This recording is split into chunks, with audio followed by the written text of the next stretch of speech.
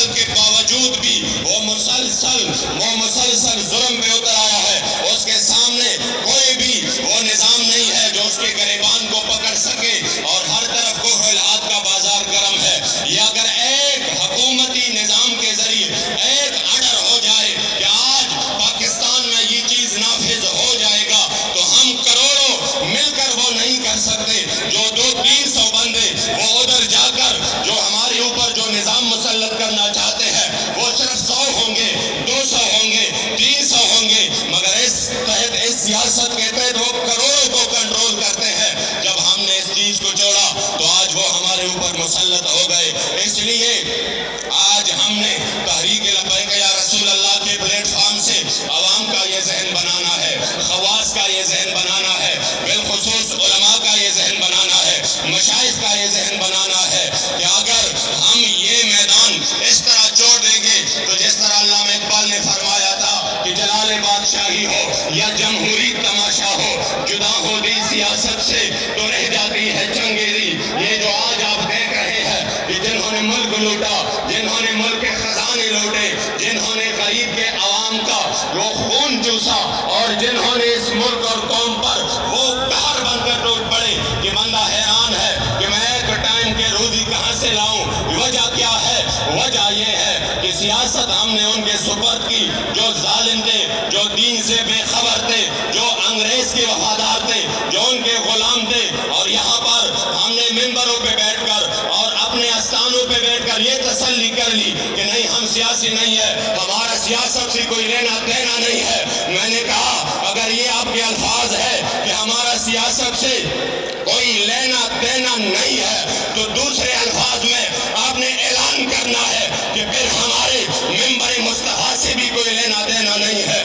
دوسرے الفاظ میں پھر آپ نے اعلان کرنا ہے کہ ہم حضور کے وارث بھی نہیں ہے, کیونکہ میرے محبوب فرماتے کہ کانت بنو اسرائیل میں تسوسهم الانبیاء, ان کے انبیاء سیاست کرتے تھے اور اس امت کو میرے مصطفی کریم نے وہ سیاست کا عظیم فریضہ دیا ہے. اگر آپ کہتے ہیں ہمارا لینا دینا نہیں ہے تو پھر دوسرے الفاظ میں آپ دین کی نمائندگی نہیں کر سکتے. میں آپ میرے مصطفی کریم کے غلامی میں آگے بڑھ کر کام نہیں کر سکتے. یہ تب ہوگا جب آپ اس قوم کو کہیں گے کہ ہاں سیاست بھی ہمارا ہے اور ممبر پر بیٹھ کر ادھر نمازیں پڑھنا بھی ہمارا شیوا ہے اور اس ممبر سے پورے دنیا کو کنٹرول کرنا بھی ہمارا تاریخ ہے.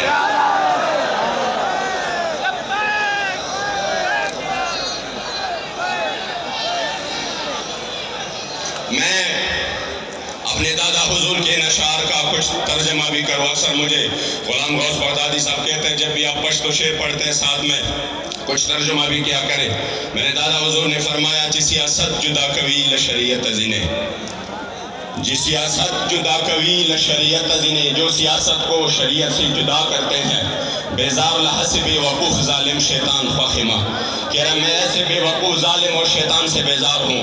جی سیاست جدا کوی لشریعت ازینے, بیزار لحظ بے وقوف ظالم شیطان خواخمہ, اور د سیاست بازی باولم د شریعت پچوگان, د سیاست بازی باولم د شریعت پچوگان, کم ہزار زل سرزی پدے میدان خواخمہ.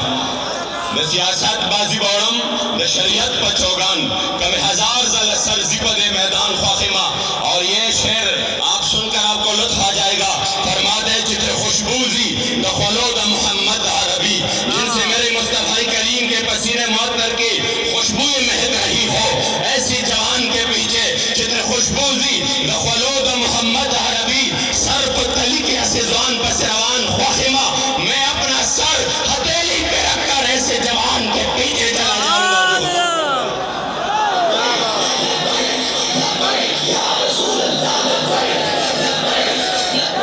چتر خوشبوزی د خلود محمد عربی, سر پر تلی کے اسیزوان پس روان خواخمہ. اور قسم پرم محبوب زماد محمد عربی, ز محمد امین ترزق پا قرآن خواخمہ.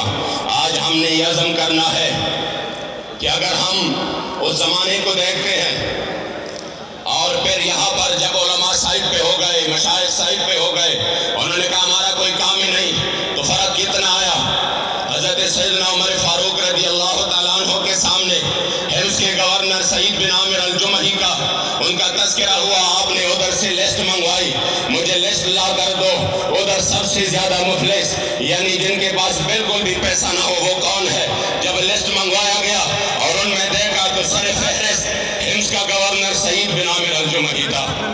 آپ نے فرمایا یہ اتنا ان کے پاس کچھ نہیں ہے؟ فرمایا یہ بالکل اس حال میں زندگی گزار رہا ہے کہ ان کے پاس کوئی پیسہ نہیں ہے۔ پھر آپ نے کچھ پیسے منگوائے، آپ نے انکار کر دیا، آپ بڑے پریشان ہو گئے۔ کچھ دیر بعد اس کے بارے میں حضرت عمر شام گئے تو اس کے بارے میں کچھ خبریں آئیں، اور وہ خبریں یہ تھی کہ یہ مہینے میں صرف ایک بار ایسا ایک دن آتا ہے، یہ بہت لیٹ نکلتے ہیں، اور یہ رات کو کسی کے ساتھ بات نہیں کرتے، یہ رات کو فیصلے نہیں کرتے۔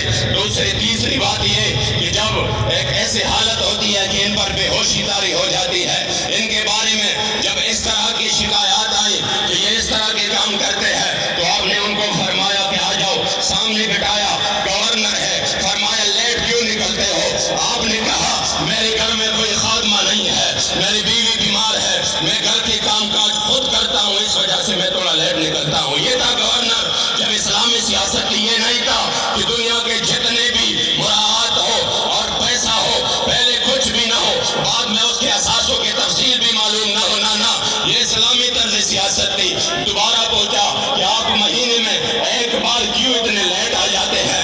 آپ نے جواب دیا اس کی وجہ یہ ہے کہ میرے پاس صرف ایک کرتا ہے، صرف ایک کپڑا ہے، میں مہینے میں اس کو دھوتا ہوں، پھر اس کو جو ہے نا سوکھنے کے لیے میں انتظار کرتا ہوں، جب وہ سوکھ جاتا ہے پھر وہ میں پہنتا ہوں، اس وجہ سے میں لیٹ آتا ہوں۔ فرمایا آپ رات کو ان کے لیے کیوں نہیں نکلتے؟ فرمایا میں نے دن ان کے لیے مقرر کی ہے، رات اپنے رب سے مناجات کے لیے مقرر کی ہے، میں اس وجہ سے نہیں نکلتا۔ فرمایا بے ہوشی کی اتاری ہوتی ہے۔ فرمایا میں نے خبیب بن عدی کو دیکھا جن پر کفار ظلم کر رہے تھے، اسی وقت میں نے ان کو بچایا نہیں، ان کے اس ظلم کو یاد کر میں روتا ہوں۔ اس وجہ سے حضرت سیدنا عمر فاروق نے ہاتھ اٹھائے، فرمایا یا اللہ تیرا لاکھ لاکھ شکر ہے مجھے ان جیسا گورنر ملا ہے۔ جب اسلامی طرز سیاست تھی تو یہ عالم تھا گورنر کا، یہ عالم تھا عدالت کا۔ سیدنا علی المرتضی شیر خدا امیر المؤمنین تشریف فرما ہے، آپ کا ذرہ گم ہو گیا، آپ نے دیکھا ایک یہودی کے پاس ہے، آپ نے فرمایا اسی وقت جو قاضی شریعت تھا ان کو فرمایا کہ یہ ذرہ میرا ہے اور یہ میرے سے گم ہوا ہے یا چوری ہوا ہے۔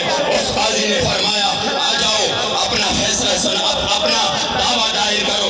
یہودی کو بھی بلایا، جب سامنے ہو گئے قاضی شریعت نے کہا میں بالکل یقین کرتا ہوں، الحن کہہ رہا ہوں یہ ذرا آپ ہی کا ہے، مگر یہ عدالت ہے، یہاں پر انصاف اس طریقے سے ہوگا کہ آپ گواہ پیش کریں گے۔ حضرت علی المرتضی نے اپنے غلام کو بلایا، جب انہوں نے گواہی دی فرمایا غلام کے گواہی مالک کے حق میں قبول نہیں۔ آپ نے حسنین کریمین کو بلایا، فرمایا بچوں کی گواہی اپنے باپ کے حق میں قبول نہیں، اس لیے یہ ذرہ انہی کا ہے، میں فیصلہ یہی کر سکتا ہوں۔ یہ ہے اسلامی طرز سیاست، جہاں پر عدالتیں بھی آزاد ہو، جہاں پر انصاف کا بھی بول بالا ہو، جہاں پر وقت کا امیر المومنین بھی اس کے دربار میں کھڑے ہو جائے اور کہے کہ ہاں آپ نے فیصلہ صحیح کیا ہے۔ یہودی نے جب اس نظام کو دیکھا تو آپ نے وہ ذرہ لا کر میرے شیر خدا کے قدموں میں ڈال کر کہا میں کلمہ کہتا ہوں لا الہ الا اللہ محمد الرسول اللہ، کہ جس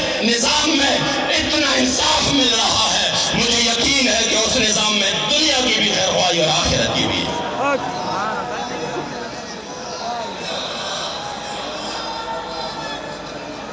اس لیے یہ ہم حضور امیر المجاہدین کا احسان کبھی نہیں بولیں گے کہ آپ نے اس قوم کو وہ سوچ دیا کہ آپ نے کہا کہ اگر بطور مذہب صرف آپ نے یہ کرنا ہے، نماز، روزہ، زکوٰۃ، حج، جتنے بھی معمولات ہیں، اگر یہ اسلام ہے تو پھر سیدنا امام حسین کربلا مولا کے میدان میں کیوں گئے؟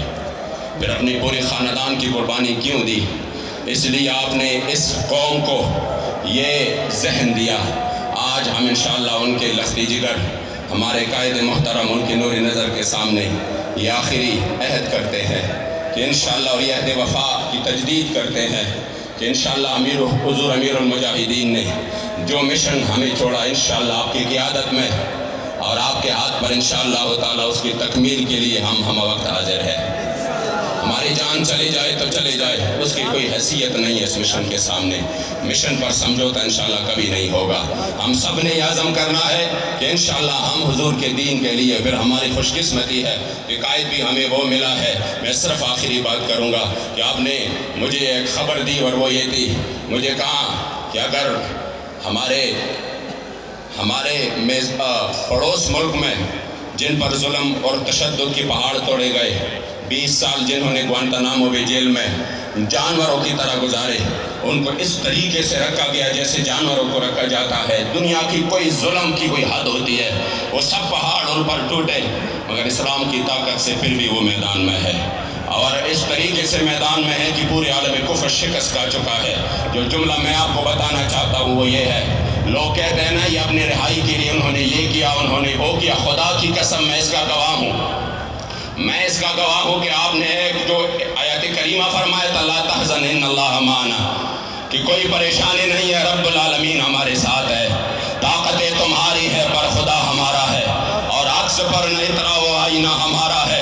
اور دوسرا جو لفظ تھا وہ یہ تھا کہ کم از کم امین صاحب ہم 20 سال تو صبر کر لیں، ہم 20 سال تو یہ سختیاں اور تکالیف تو برداشت کر لیں، اس کے بعد پھر کوئی گلہ شکوہ تو بنے. آپ وہ راہ عظیمت کے مسافر ہے اور وہ قائد ہے عظیمت کے. آپ کے الحمدللہ مثال یہ ہے، پورے جیل بھی گواہی دے گا، حضور کے غلام بھی گواہی دیں گے، اور خدا کی قسم مخالفین بھی گواہی دیں گے. موافقین تو ایسی بھی گواہی دے رہے ہیں کہ انشاءاللہ حضور امیر المجاہدین نے جو ہمیں قائد دیا ہے، لوگ کہتے ہیں یہ بک جائیں گے، یہ کریں گے، وہ کریں گے. میں نے کہا جب ان کے سامنے سب کچھ رکھ دیا گیا، یہ سب کچھ لے لو جس میں سب کچھ تھا دنیاوی لحاظ سے، تب بھی آپ نے فرمایا کہ نہ جا کر اپنے بڑے سے کہنا کہ 1450 سال بعد بھی پاکستان میں حضور کے وہ غلام رہتے ہیں جو پوری دنیا کی طاقتیں مل کر نہ ان کو جھکا سکتے ہیں، نہ ان کو خرید سکتے ہیں، اور نہ ہی ان کو ڈرا سکتے ہیں. کیا بات!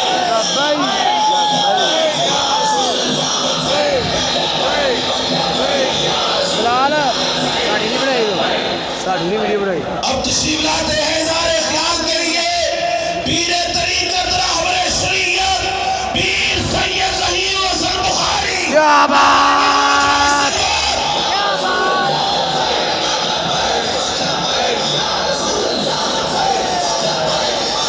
ਇਹਨਾਂ ਦਾ ਬਾਤ ਸਾਧ ਭਾਈ ਦਾ